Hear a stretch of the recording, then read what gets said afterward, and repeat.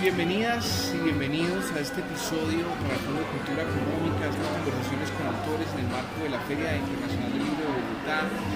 Y tenemos personajes, ustedes han visto aquí personajes de todo tipo, escritoras, escritores, pero realmente este es mi favorito. Y voy a decir que es mi favorito porque está acá, pero además... Así lo dices a todos. No, sí, pero no hoy. Ah, bueno. Eres el primero del día. Es increíble, Rafael Pineda, Rapé, que realmente su nombre de pluma o su nombre, digamos, artístico es Rapé. Es una persona que se ha comprometido con los derechos humanos, desde su labor que es el periodismo. No todos los periodistas, las personas que dibujan, las personas que trabajan en la opinión pública, intentan cubrir estos temas o lo abordan de la manera en que lo aborda. Es una persona muy comprometida y yo creo que eso es algo que a mí personalmente me gustaría resaltar desde el inicio. Quisiera hablar un poco, pero voy a comenzar por otro lado porque me parece importante y es el humor. Porque en nuestras sociedades y ahorita con todo esto que está sucediendo, de que todo el mundo no puede opinar, de que si tú dices una cosa te van a cancelar, de que no puedes atacar a alguien porque ellos te atacan a ti por eso. Y para los humoristas, para las personas que dibujan, para las personas que tienen que trabajar con el humor en sus textos, en sus dibujos, esto es muy difícil. Y yo comienzo a preguntar eso, ¿cómo es afrontar el humor en una sociedad como la que actualmente, digamos, tan polarizada y tan castigadora también, tan autocensurada? Bueno, el humor que yo he vivido o practicado a lo largo de estos años, ya casi más de 20, ha pasado por varias etapas, porque en algún momento me costaba muchísimo trabajo entender los mecanismos del humor para hacer un cartón político. Y también noté que no siempre se puede recurrir a él, sobre todo en temas tan difíciles como una tragedia no inmediata, como algo que no necesita el humor para que sea claro el mensaje. Es uno de los recursos que son muy socorridos, es una de las mejores estrategias para que el mensaje se quede. Lo usan los publicistas, lo usa mucha gente, sabe perfectamente que puedes ablandar corazones y cabezotas con el humor. Pero también entendí que para comprender el humor, para trabajar con el humor, sí necesitas estar increíblemente enterado, ¿no? de qué es lo que puede ser chistoso, de qué es lo que puede hacer reír a alguien, de qué elemento puede ser parodiable para que realmente haga efecto el humor. Con todos los mecanismos, a mí me ha resultado incluso ser espeluznantemente hiriente, llevando el humor hasta un límite en el que casi es inaceptable. Pero ahora que ya está tan polarizada la cosa que aplaudo, porque hay gente que se asusta con la polarización, con la lucha de clases, sí, con el estar perfectamente claros en que no estoy de acuerdo con tu punto de vista o tu manera de ver la vida, o tu manera de administrar un país, o con tu manera de olvidarte de los que menos tienen. Eso es precisamente lo que puedo usar para llevar al extremo.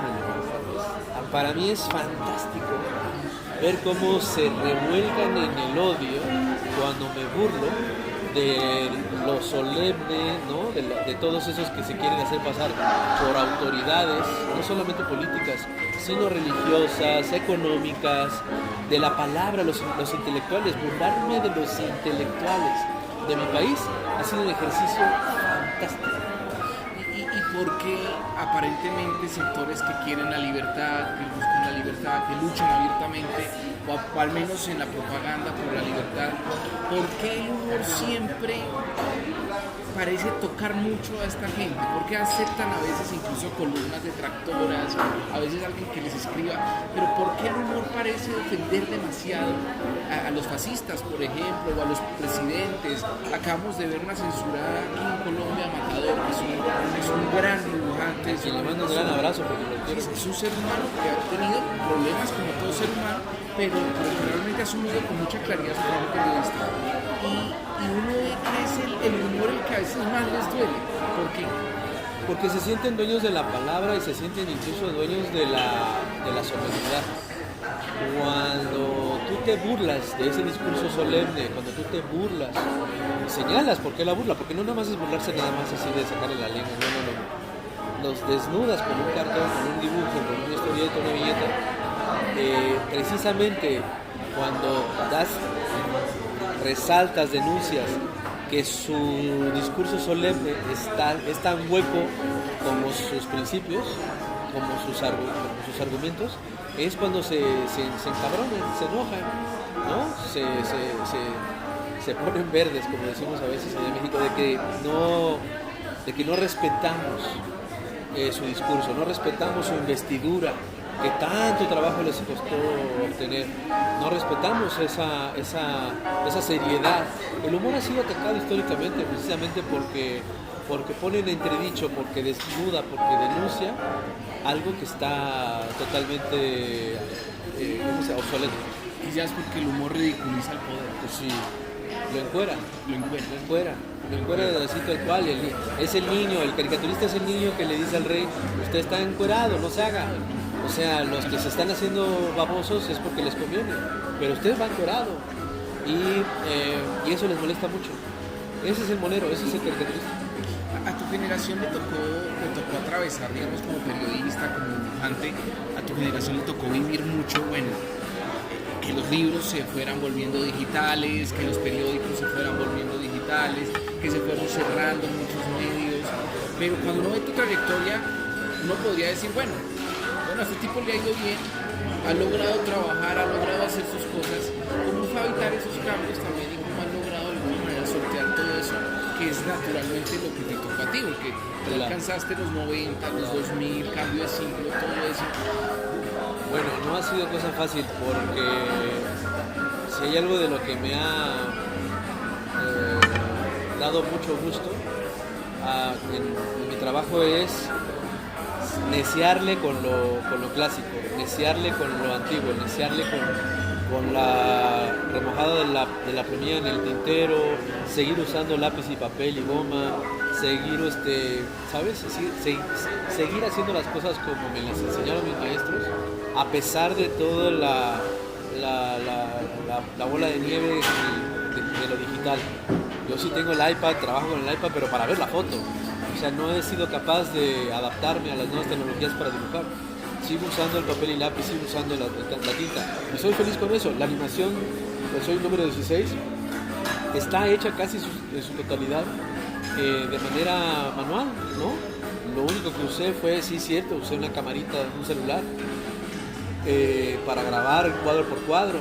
Y los dibujos, por ejemplo, de la animación del Mozote también fueron hechos a mano. Tuvieron que ser movidos de manera digital en After Effects, pero sigo siendo fiel al concepto de lo manual, de lo hecho a mano, porque también creo que la gente lo distingue, lo disfruta, le llama la atención el esfuerzo de seguir trabajando de manera manual, porque ahora es tan fácil, o es medianamente fácil, trabajar en lo digital, que les resulta atendible que se siguen haciendo las cosas de manera manual. Y eso, por ejemplo, me hace pensar, por ejemplo, esto. Como tú estudiaste, como aprendiste a hacer todas estas cosas, lo aprendiste de manera manual también. Sí. Pero mucha gente que hoy está estudiando o que está ejerciendo, trabajando, y eso obviamente nos conecta a ChatGPT y a todas estas nuevas tecnologías. Aquí en Colombia hace poco fue muy polémico porque un festival de cine que es el más grande de Colombia le pidió a una inteligencia artificial que diseñara su propia imagen para este año. Y eso fue, bueno, el escándalo. Pero uno se pregunta, una persona que tiene 15, 18 años, 20, como artista, como dibujante, ¿cómo se enfrenta a esto? ¿Cómo le aconsejarías tú cómo enfrentar esto? Mira, yo creo que hay dos caminos en la vida, el Sin largo humor, y el corto. Sin humor, por favor. No, pues en serio, creo que sí hay dos caminos, y el camino corto no suele ser siempre el más efectivo. Yo sí creo que hay que tener paciencia, hay que tenerse paciencia para caminar, para trabajar.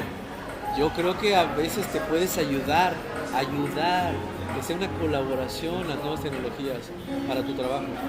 Pero estoy convencido de que si confías en tu talento, si confías en en tu desarrollo como artista, como creador, como en este caso caricaturista, historietista, ilustrador, yo creo que sí hay que confiar más en uno, en las manos, en la cabeza, que en una inteligencia artificial. Hay que ayudarse, pero que no dependas de ella. Hablando un poquito del lenguaje, digamos que obviamente en América Latina están los grandes referentes, Kino, Nelson, etcétera, son grandes referentes, Fontana Rosa, digamos que además referentes además políticos, porque fueron caricaturistas comunistas que dedicaron su trabajo también a la, digamos a la política. Claro. Pero también se siente que el lenguaje, digamos, de lo cartoon, el lenguaje un poco de la ilustración, eso es un lenguaje muy universal, pero también influencias muy anglosajonas. Yo he visto, por ejemplo, que se usa en América Latina hoy en día, pareciera muy común unas influencias muy anglosajonas. ¿Cómo son las tuyas? ¿Cómo llegaste a tu lenguaje? Bueno, es que en México hay una tradición de la caricatura política bastante amplia, de muchísimos años, siglos, que también estaba muy influenciada por la caricatura francesa, sobre todo del siglo XIX, principios del XX. Eso marcó, yo creo que una distinción, ¿no?, entre la manera de hacer este trabajo con la manera en la que se hace en Estados Unidos. Eso nos distingue un poco de todo este rollo, porque sí es cierto que hay muy buenos caricaturistas en Estados Unidos, y hay una cantidad brutal, por cierto, brutal, tremenda, pero en México no somos tantos. De hecho, lamento que seamos tan poquitos, lamento que pocos sean profesionales, que sean responsables, que sean de combate, que sean de izquierda, por ejemplo, ¿no? Hay una confusión ahí.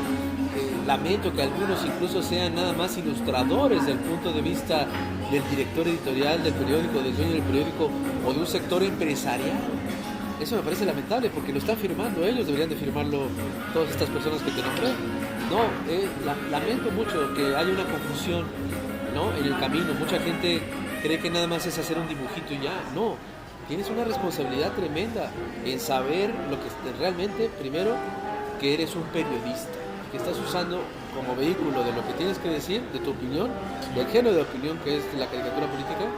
Estás familiarizado, no solamente eso, eres un adicto a la información, eres un periodista que usa el dibujo como vehículo, nada más. Si esta gente que está empezando no entiende esa responsabilidad, mejor que se dedique a hacer dibujos anglosajones, que se dedique a hacer, ya sabes, toda esa marca, hacer maquiladores, porque es exactamente más o menos lo que están haciendo, haciéndose pasar por caricaturistas políticos. En verdad es un oficio, es una profesión, es una responsabilidad tremenda.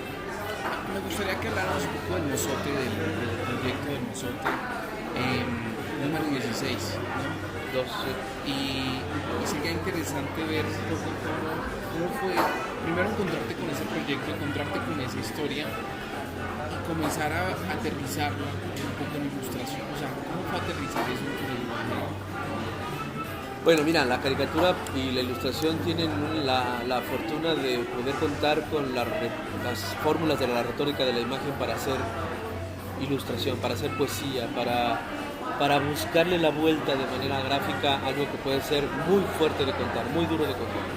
En el número 16 lo que usé fue eso, fue evitar la revictimización de Luis Cardona, este periodista de Chihuahua, que lo que le pasó es increíblemente trágico, y que cuando me lo contó, cuando me compartió su experiencia, lo primero que quise fue contarla. La primera intención fue a través de una novela gráfica, pero cuando me la contó toda, delante de la cámara, sin que yo le preguntara nada, ¿sabes? Lo que él me contó al final fue algo tremendamente fuerte. Lo único que decidí fue hacerlo en documental animado. Nunca había hecho yo antes una animación, y se nota, pero no me importó. Ahí lo que me llevó a hacerla era la necesidad de contar la historia. Aunque sea con dibujitos, aunque sea con los juguetes de mi hijo, aunque sea con, ¿sabes? Con lo que tuviera a la mano. se grabó con un celular y un tripié pegado a la pared, ¿no? En verdad, con cinta, con gaffer gris, fue hecho con lo que tenía a la mano. Pero lo más importante es contar la historia. Cuando me pregunta alguien, bueno, ¿ves qué te motivó a hacerlo así, así, así? La necesidad de contar la historia con un deadline fijado, ¿no? Una fecha límite. Conmovido, porque incluso no, cuando cuentas, mucho. Estás conmovido. Me dolió en el alma enterarme con detalle cómo lo torturaron y tratar de convertir eso que me contó en algo menos fuerte. Por eso el pie gigante, el zapato gigante que lo está aplastando, los puños, todo eso era parte de el no querer ilustrar tal cual, literalmente, de dos tipos pesados brincaron sobre de él para tratar de destrozarle las vísceras a punta de brincos. Eso es una parte así. ¿Cómo reinterpretar? ¿Cómo no ser tan doloroso? Pero que diga, por eso, que quede claro, fue un pie gigante, tan pesado como un pie gigante, tan pesado como un puño gigante, pero no contarlo así tal cual, o sea, porque si no sería pues, como te lo contó él, como se me lo contó, ¿sabes? Creo que eso es lo valioso de la ilustración, esa herramienta para jugar con las exageraciones, para jugar con la retórica de la imagen. Esa es la clave de ese tipo de trabajos. Y eso obviamente que lo lleva a uno, cuando has podido retratar eso, a la pregunta de la dificultad también, como yo creo que a todo artista, a todo escritor, a toda persona que se dedica a temas creativos, hay temas que se le resisten, hay personas que se le resisten, hay situaciones que se le resisten. Me pareció muy llamativo cuáles son las situaciones que se le resisten a un creador. Y en tu caso, ¿las conoces, las has vivido? ¿Cómo las has vivido? Bueno, primero que nada la maldita censura y la autocensura.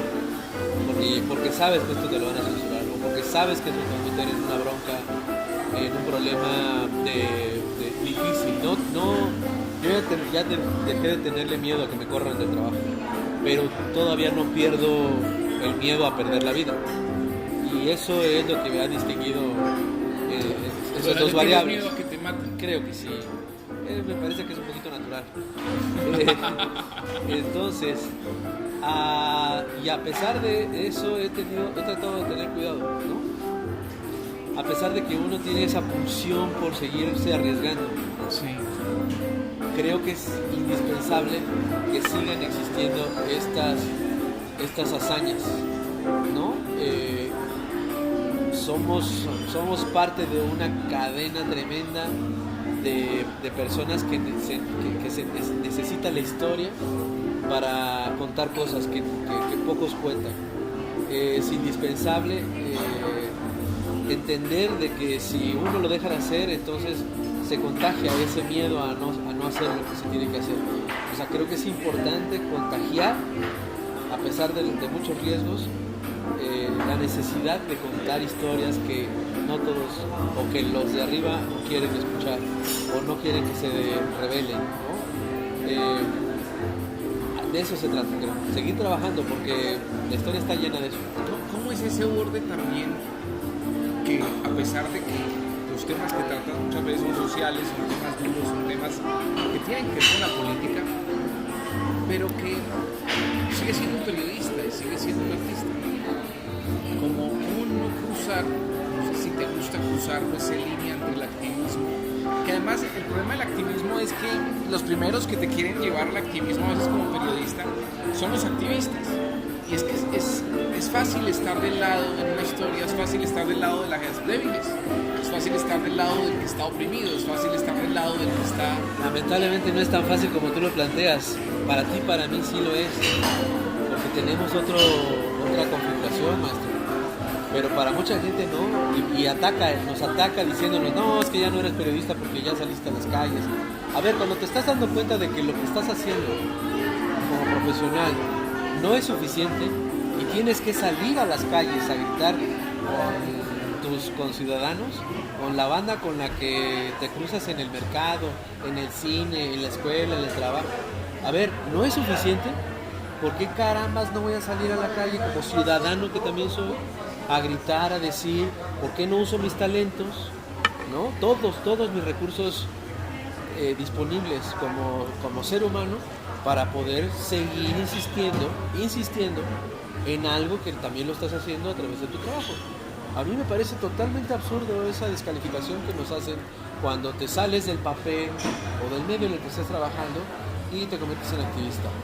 Y aparte cruzas con otros géneros, en este caso el ser cineasta, el buscar la manera de que si no fue suficiente, si para mí no fue suficiente llevar el mensaje con mi cartón, entonces me voy a hacer un documental animado, entonces me voy a la calle a manifestarme, entonces me voy a los espacios disponibles y en donde me abran un micrófono o donde me abran una cámara y voy a dar mi punto de vista.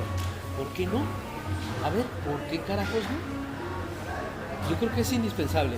Usa todos tus talentos, todos los que tengas a la mano y todos los recursos disponibles para que se haga llegar el mensaje que quieres hacer llegar.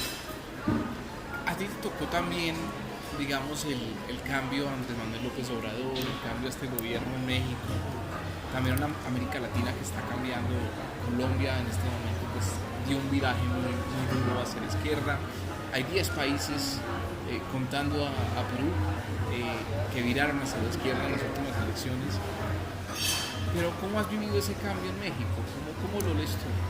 Yo lo veo como un momento histórico fabuloso, una revolución pacífica, histórica, y por eso estoy totalmente convencido que sí es la cuarta transformación. Yo creo que ha habido otras, pero esta se me hace tremenda. Estoy absolutamente convencido que luchamos por este cambio desde hace décadas, los que tenemos caminando en este país a través de los periódicos, en todos nuestros trabajos.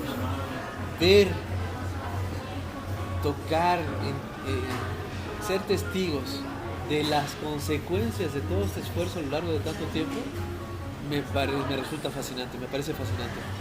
Bien lo dijo mi querido hermanito Antonio Helguera, antes de morir, meses antes de que muera, de cómo voy a criticar a este gobierno a lo pendejo si siempre lo he esperado. ¿No? Palabras más, palabras menos. Pero básicamente se trata de eso. O sea, hemos trabajado mucho por este cambio. Hay un montón de cosas todavía por qué trabajar y hay un montón de cosas que siguen chuecas. La labor mucho de los intelectuales o de las personas que se dedican a producir conocimiento, porque es que la palabra intelectual es como tal, pero las personas que se dedican a producir conocimiento y se dedican a apoyar la sociedad con ideas, creo que es más bonito incluso, apoyar la sociedad con ideas, con dibujos, con reflexiones, con todo lo que es la ironía, el humor, la inteligencia, y es también hacer pensar, ¿no? Porque cómo es esa labor de no dejar esa labor que has venido haciendo también durante este gobierno, y no dejar ese lugar, sino además de que los mismos estados plurales te vean a ti como un pullador de la sociedad, como un valor de la democracia, no como un atentado, digamos. Sí, un atentado. Mira, no sé si soy un generador de ideas o de conocimiento. Yo creo que soy... Mira, decía Carlos Monsiváis que un caricaturista, más que informar, forma la opinión de la gente. Y yo creo que esa es la dinámica. Yo no estoy tan seguro de que se genere, que los intelectuales estén generando conocimiento. Yo creo que la ordenan, bueno, los que son honestos, porque ya vimos que las oligarquías intelectuales en México, detrás de la revista Nexos y Letras Libres, Krause y Héctor Aguilar Camí, lo único que hicieron fue maquillar raterías sexenales con palabras rimbombantes y con conceptos, ideas y neologismos, según ellos muy acá, apabullantes, apantallantes.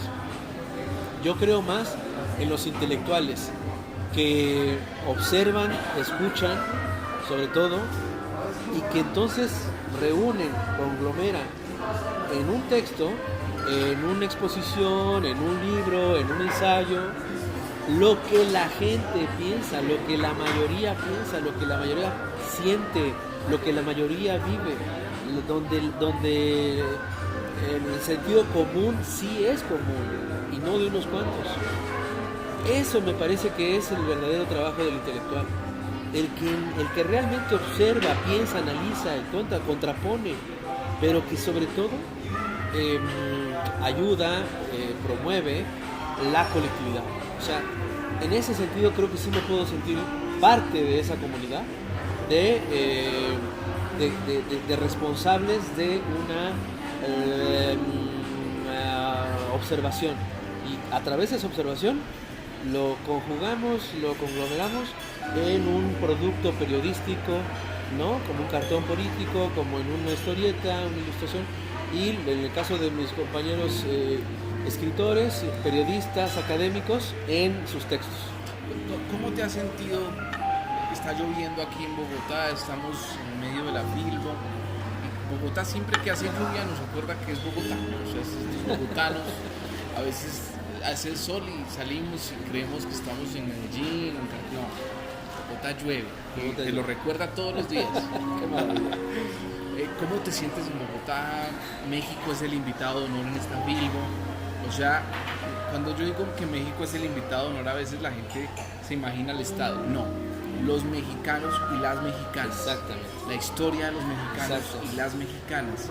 La literatura de los mexicanos y las mexicanas. La cultura de los mexicanos y las mexicanas. Ese es el invitado. El invitado no es el Estado, el invitado es la gente. Bien, pero ¿cómo te sientes tú, hermano? Apapachadísimo, muy apapachado, porque aparte lo que yo vivo es una familiaridad con la región en la que yo nací, que es Veracruz, que está en el Golfo de México.